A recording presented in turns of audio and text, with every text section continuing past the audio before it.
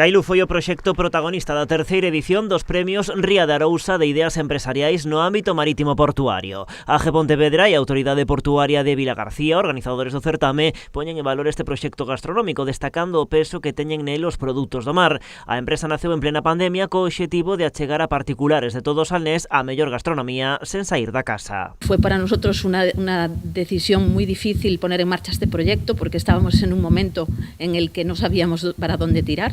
Somos hosteleros todos nosotros y decidimos seguir adelante y tratamos de mirar y buscar una alternativa a toda esta situación que estábamos viviendo. Houbo tamén 3 accesis, o de innovación foi para Enercraft, empresa dedicada a equipos enerxéticos, o de economía circular recaeu en Hórreo 4.0 por un proxecto de rehabilitación de containers para instalacións turísticas, e por último a accesis de emprego mozo foi para Arual, unha iniciativa de roupa ética. Houbo ademais un premio honorífico para Luis García Reboredo, da histórica consignataria Vilagarcía García Reboredo Hermanos. Este premio no es para mí, yo vengo simplemente a recibirlo. Este premio es para el equipo humano de García Reboredo aquí presente.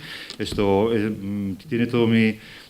muchísimas gracias por vuestro trabajo, vuestra determinación, vuestra actitud. Muchísimas gracias a todos vosotros. Os galardóns convocados por AGE teñen como obxectivo fomentar o emprendemento e a creación de emprego. En el Salnés, en Vilagarcía, se puede emprender. No es necesario estar en grandes ciudades. Desde Cambados, desde Vilanova, desde El Grove o desde Caldas han presentado proyectos innovadores y viables todos ellos, que han puesto en valor nuestra ría.